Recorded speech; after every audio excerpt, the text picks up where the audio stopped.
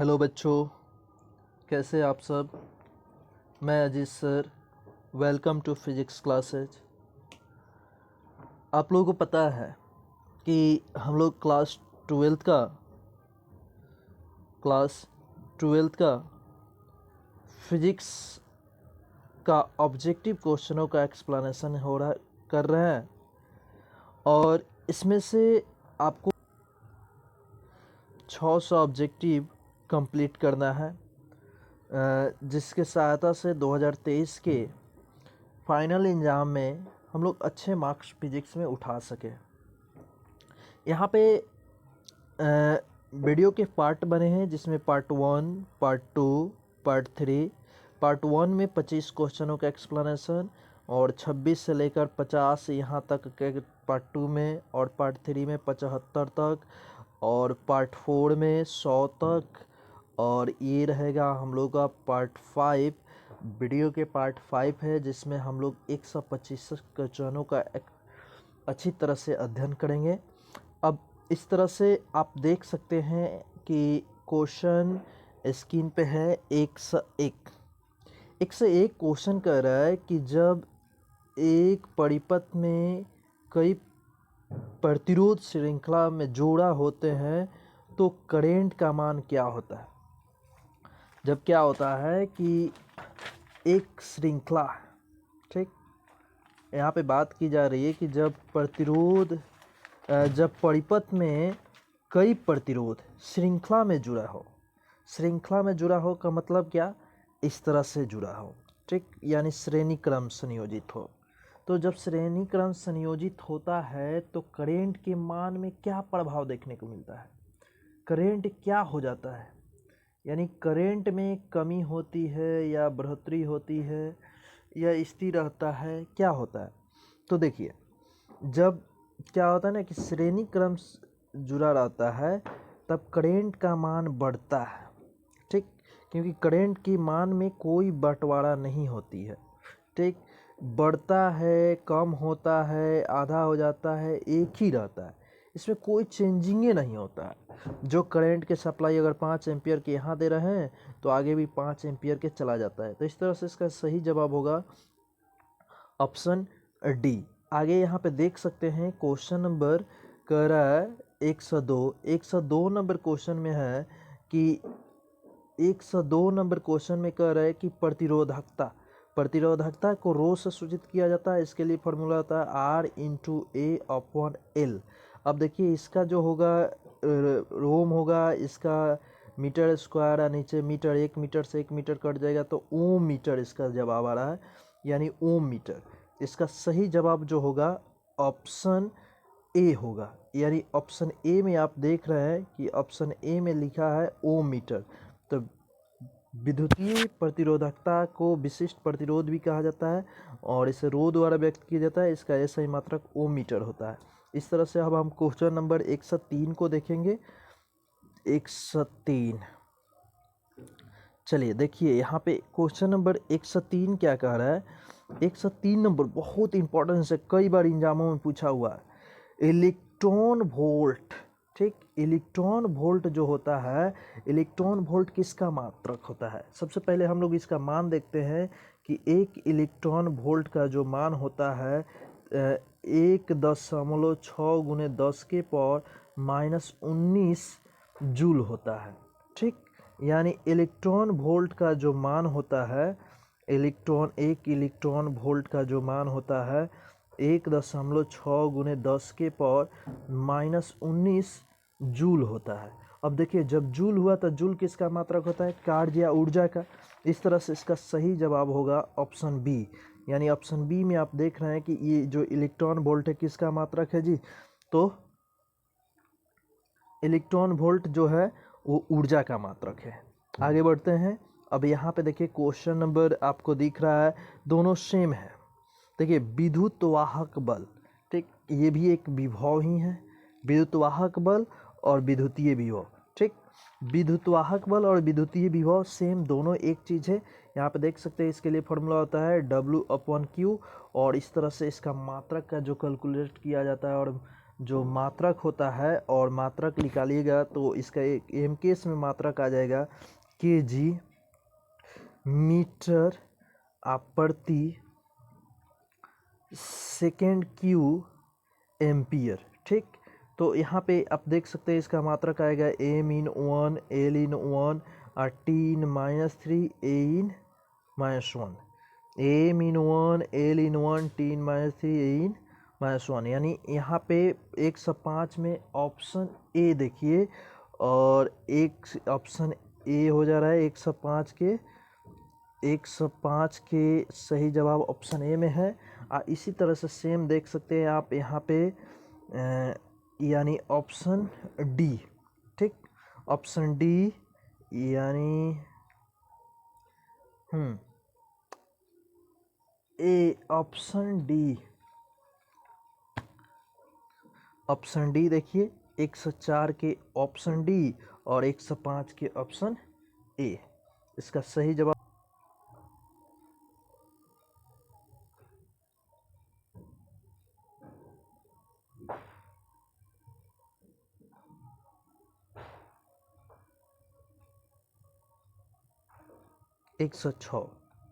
106 number question कह रहा है कि एक अस्थाई विद्युत धारा और समान परिच्छेद वाले धातु की एक चालक में बहती है।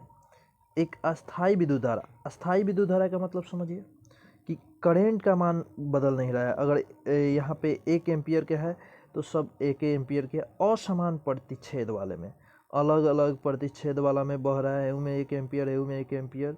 तो लंबाई के अनुदिश किस राशि में स्थिरता होगी? तो आपको देखिए कितना भी बढ़ेगा ना, तो लेकिन धारा के मान में कोई बदलाव नहीं है। ऑप्शन ए है कि विद्युत धारा विद्युत क्षेत्र अनुगमन वेग, ठीक है, नियत रहेगा, केवल अनुगमन वेग नियत रहेगा, विद्युत धारा एवं अनुगमन वेग भी नियत रहेगा। ऑप्शन डी में है केवल विद्युत धारा नियत रहेगा।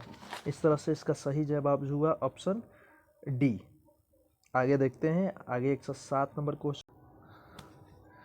क्वेश्चन नंबर 107 नंबर क्वेश्चन कह रहा है कि विद्युत अपघट्य के लिए प्रयुक्त होता है।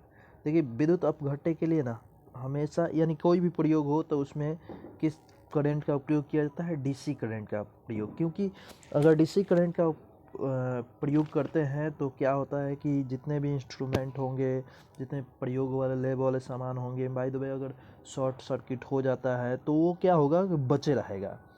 लेकिन वही अगर एसी करंट का उपयोग कर दिया जाए तो शॉर्ट सर्किट की वजह से सब बर्बाद हो जाएगा और आपको भी चोट काफ़ी अधिक लगेगा, यानी चोट प्रभावित होगा, क्षति पहुंचेगा। इस तरह से हमेशा डीसी करंट का उपयोग किया जाता है।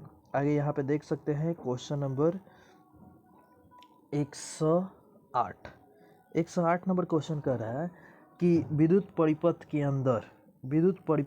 अंदर विद्युत धारा प्रवाहित होती है। ठीक है, विद्युत परिपथ के अंदर करंट का सप्लाई किधर से होता है? जो विद्युत अपघट्य जो होता है, अपघट्य के अंदर एनोड और कैथोड होता है। तो में जब भी करंट का प्रयोग जो करंट जो अप्लाई होता है वो धन से ऋण आयनों की ओर होता है, पॉजिटिव आयनों से निगेटिव आयनों की ओर प्रवाहित होता है। तो इस तरह से इसका सही जवाब जो होगा वो आप देख सकते हैं यहाँ पे ऑप्शन है, ऑप्शन ए कह रहा है कि इलेक्ट्रॉन द्वारा केवल धनायनों द्वारा केवल ऋणायनों द्वारा, कह रहा है कि धन एवं ऋण आयनों द्वारा, धनायन एवं ऋणायन दोनों के द्वारा क्या होता है, करंट की सप्लाई होती है। इस तरह से इसका सही जवाब जो हो गया ऑप्शन डी हो गया। आगे देखिए क्वेश्चन नंबर 109। चलिए 109 नंबर क्वेश्चन कर रहा है कि वोल्ट मीटर। देखिए वोल्ट मीटर जो होता है, और वोल्ट मीटर का उपयोग किस लिए किया जाता है? वोल्ट मीटर का उपयोग जब भी किया जाता है तो विद्युत वाहक बल EMF, इलेक्ट्रोमूविंग फोर्स का मापने के लिए किया जाता है, विद्युत वाहक बल की मापने के लिए। ठीक, तो इस तरह से इसका सही जवाब हो गया ऑप्शन बी। आगे बढ़ते हैं, आगे क्वेश्चन को समझिए। देखिए क्वेश्चन 110 नंबर क्वेश्चन कह रहा है कि रासायनिक तुल्यांक बराबर होता है। देखिए रासायनिक तुल्यांक जो होता है ना, किसी भी पदार्थ का रासायनिक तुल्यांक जो निकाला जाता है, रासायनिक तुल्यांक, वो क्या होता है कि उसका परमाणु भार आप बटे में उसकी संयोजकता से भाग लगा दी जाती है तो क्या निकल जाता है जी, तो रासायनिक तुल्यांक या समतुल्यांक निकल जाता है। इस तरह से इसका सही जवाब ऑप्शन ए होगा। आगे बढ़ते हैं और क्वेश्चन नंबर 111 को समझ। देखिए बहुत इंपॉर्टेंट सा क्वेश्चन है जो कई बार एग्जाम में पूछता रहता है बिहार बोर्ड कि आखिर जो फायराइड है वो किसका मात्रक है। तो फायराइड किसका मात्रक होता है जी, धारिता का मात्रक होता है। इस तरह से इसका सही जवाब जो हुआ ऑप्शन बी हुआ। आगे बढ़ते हैं गाइज। आगे देखिए आगे को जो क्वेश्चन है 102 एकदम फैराड से ही रिलेटेड है और मतलब फैराड से ही रिलेटेड है और कह रहा है कि फैराड जो होता है कितने के बराबर होता है। तो एक फैराड जो होता है वो 96,500 कूलम प्रति मोल के बराबर होता है। यानी जो फैराड होता है वो फैराड किसके बराबर होता है, 96,500 कूलम प्रति मोल के बराबर होता है। ठीक, या यहाँ पे दे दिया जाता है 9.6 इंटू 10⁴ कूलम दे देता है, तो ये भी सही है। तो इसका सही जवाब जो होगा ऑप्शन बी हुआ, कूलम के बराबर होता है। आगे बढ़ते हैं। आगे देखिए गाइज, आगे क्वेश्चन क्या है कि रासायनिक तुल्यांक और वैद्युत रासायनिक तुल्यांक में पदों में कैसा फराड नियतांक है। ठीक, अब देखिए हम आपको बता रहे हैं जो माइकल फैराडे का जो वैद्युत अपघट्य का नियम था, तो पहला नियम था किसी इलेक्ट्रोडों पर मुक्त हुई आयनों की मात्रा प्रवाहित आवेश के समानुपाती होता है, एक ये होता है। और दूसरा ये कि इलेक्ट्रोडों पर मुक्त हुई आयनों की मात्रा रासायनिक समतुल्यांक के समानुपाती होता है। यहाँ से जो रासायनिक समतुल्यांक, यहाँ से ये जो सिंबल हटता है तो एक कांस्टेंट आता है, यहाँ ई हो जाता है और ये कांस्टेंट आगे चल के जेड में कन्वर्ट हो जाता है, जेड इंटू ई होता है। ठीक, जेड इंटू ई हो जाता है।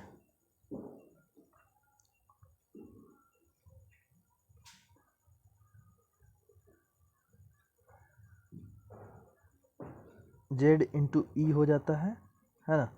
यानी यहाँ पे हम लोग निकालते हैं कि जो माइकल फैराडे का जो वैद्युत अपघट्य का नियम था, वैद्युत अपघट्य का नियम पहला कहता है कि किसी इलेक्ट्रोडों पर मुक्त हुई आयनों की मात्रा प्रवाहित आवेश के समानुपाती होता है।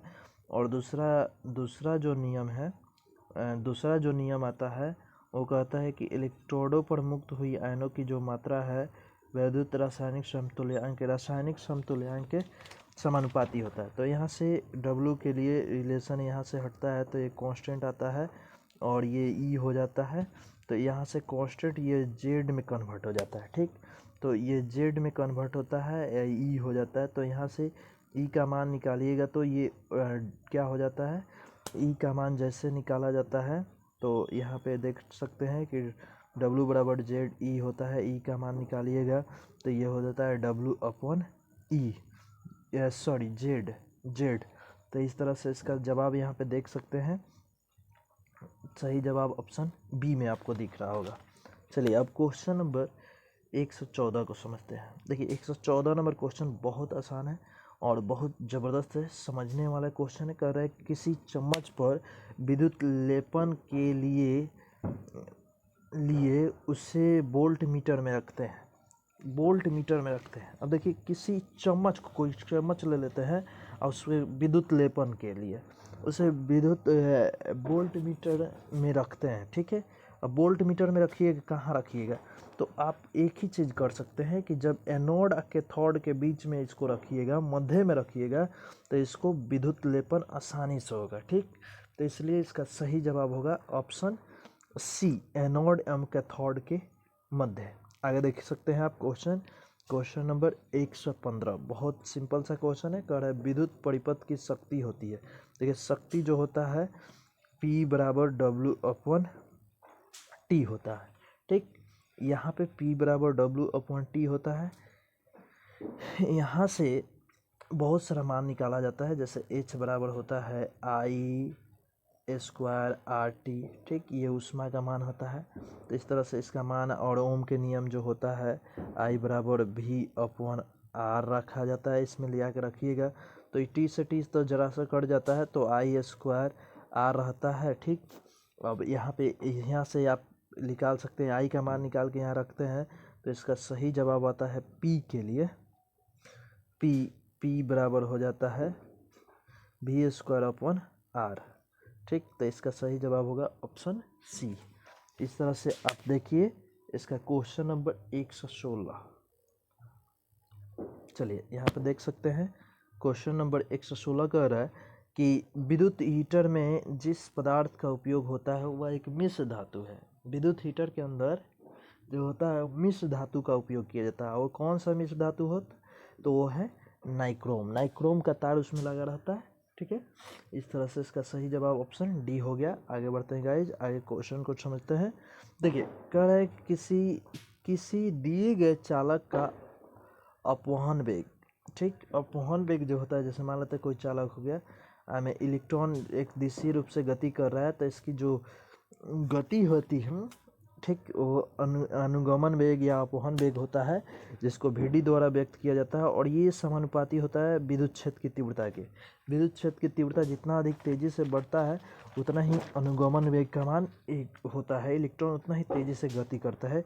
इस तरह से इसका सही जवाब ऑप्शन ए होगा। आगे देख सकते हैं यहाँ पे क्वेश्चन बहुत ज़बरदस्त है, हमारे डेली लाइफ से जुड़ा हुआ है। डेली लाइफ से कह रहा है 118 नंबर क्वेश्चन, यदि किसी तंत्रिका में विद्युत धारा प्रवाहित किया जाए तो सामान्य मनुष्य, मान लेते हैं जो कोई इंसान है और वह खड़ा है और उसका जो शरीर का जो पीछे वाला रीढ़ होता है, हड्डी रीढ़, इसमें करंट के सप्लाई कर दिया जाए तो क्या होगा। वो इंसान अचानक सा क्या होगा ना, उत्तेजित हो जाएगा। उत्तेजित का मतलब समझते हैं ना, एकदम उसके शरीर के अंदर एकदम क्या होगा कि किसी भी कार्य को करने के लिए काफ़ी अधिक ऊर्जा बढ़ जाएगी, मतलब उत्तेजित हो जाएगा। तो लगेगा एकदम झटका लग गया, ठीक। ना वो रोना महसूस करेगा, ना ही हंसना, ना ही दर्द महसूस करेगा, लेकिन क्या हो जाएगा, वो उत्तेजित हो जाएगा। आगे बढ़ते हैं। यहाँ पे देखिए ये क्वेश्चन जो है ना, किसी पदार्थ का अपवहन वेग नियत ताप पर क्या होता है, समय के अनुसार घटता है कि समय के अनुसार बढ़ता है कि स्थिर रहता है। देखिए ये जो क्वेश्चन है ना, हमको इसमें डाउट हो रहा है, ठीक, क्योंकि टाइपिंग करने में इसमें मिस्टेक हो गया। आगे बढ़ते हैं गाइज, आगे देखिए क्वेश्चन नंबर 120 नंबर क्वेश्चन कह रहा है कि एक धातु के प्रतिरोध, देखिए यहाँ पे प्रतिरोध का मान, प्रतिरोध मतलब ये बोल दीजिए R का मान है, R का मान 40 है, ठीक है। यदि उसकी लंबाई को दुगना कर दिया जाए, देखिए R डायरेक्ट प्रोपोर्शनल L होता है, यहाँ से R1/R2 बराबर L1/L2 कर सकते हैं, ठीक। तो R का मान यहाँ पे 40 दे दिया है, R2 का मान निकालना है, इसका मान x, तो यहाँ पे हो जाएगा 2x, क्रॉस मल्टीप्लाई किया जाएगा तो 80 होगा। यहाँ पे इसमें टाइपिंग नहीं किया गया है, 80 ओम, इसका जो जवाब आएगा 80 ओम होगा, ठीक। यानी इसमें ऑप्शन में है नहीं, लेकिन इसका सही जो जवाब होगा ऑप्शन ई 80 ओम होगा। आगे यहाँ पे क्वेश्चन नंबर समझ सकते हैं। देखिए क्वेश्चन 121 नंबर को हो रहा है कि किरचॉफ का विद्युत परिपथ संबंधित प्रथम नियम। प्रथम नियम जो होता है वो प्रथम नियम कहता है कि किसी एक बिंदु पर अलग अलग दिशाओं से जब करंट आता है तो इन सभी करंटों का जो योग होता है, वो करंटों का योग जो होता है ना, वो शून्य होता है। तो यहाँ पे देख सकते हैं कि करंट सप्लाई हो रहा है, मतलब आवेश, तो आवेश इसमें संरक्षित होता है, आवेश की बर्बादी नहीं होती है। तो पहला नियम से हम लोग को ये देखने को मिलता है कि प्रथम नियम जो होता है आवेश का सुरक्षित रहता है, इसमें आवेश जो होता है आवेश का संरक्षण होता है। आगे देख सकते हैं, आगे क्वेश्चन नंबर 122। चलिए 122 नंबर क्वेश्चन कह रहा है कि किरचॉफ का पार्श्व, इसमें ऊर्जा सुरक्षित है, क्योंकि ये पार्श्व जो होता है एक बंद परिपथ में करंट की सप्लाई होती है। तो करंट सप्लाई जब बंद परिपथ में होगा तो ऊर्जा का मान जो होगा कभी बर्बाद नहीं होता है, इसलिए दूसरा का नियम जो होता है ऊर्जा सुरक्षित होता है, और पहला जो नियम होता है आवेश सुरक्षित होता है। आगे बढ़ते हैं, आगे क्वेश्चन को समझते हैं। देखिए कह रहा है विद्युत परिपथ के किसी बिंदु पर सभी धाराओं का बीजगणितीय योग जो होता है क्या होता है, शून्य होता है, किरचॉफ का प्रथम नियम से, ठीक है। आगे बढ़ते हैं और आगे देखिए क्वेश्चन नंबर ये कह रहा है कि दो सेल हैं और इन दोनों सेलों को समानांतर क्रम से नियोजित किया गया है, ठीक। ये समानांतर क्रम से नियोजित है, इस तरह से दो सेल लगा है, दो सेल है, एक इधर पॉजिटिव, ये निगेटिव, फिर ये पॉजिटिव, एक निगेटिव, इसमें भी रेजिस्टेंस होंगे, इसमें भी प्रतिरोध, इसमें भी प्रतिरोध, इसमें R1 हो जाए, इसमें R2 हो जाए, इसका विद्युत वाहक बल E1 है, इसका विद्युत वाहक बल E2। तो इसका यहाँ पे सही संबंध जो होता है ई इक्विवेलेंट अपॉन आर इक्विवेलेंट बराबर होता है E1 R1 plus E2 R2 बटे में R1 प्लस R2, यानी सही संबंध इसका ऑप्शन बी में देखने को मिल रहा है। तो 124 का सही जवाब ऑप्शन बी होगा। चलिए ऑप्शन यहाँ पे क्वेश्चन नंबर 125 देखते हैं। बहुत ज़बरदस्त क्वेश्चन है, कई बार एग्जामों में पूछता है। वीटस्टोन सेतु, देखिए वीटस्टोन सेतु का प्रयोग क्या किया जाता है? अज्ञात प्रतिरोधों को ज्ञात करने के लिए वीटस्टोन सेतु का उपयोग किया जाता है। तो ऑप्शन ए है विद्युत वाहक बल को ज्ञात करने के लिए, धारा ज्ञात करने, नहीं किसको ज्ञात करने के लिए? तो प्रतिरोध को मापन के लिए, प्रतिरोध को ज्ञात करने के लिए। तो विद्यार्थी इस तरह से हम लोग का ये इस वीडियो के जो पार्ट था 25 क्वेश्चनों का एक्सप्लेनेशन हो गया। यदि आप किसी क्वेश्चन में डाउट महसूस कर रहे हैं तो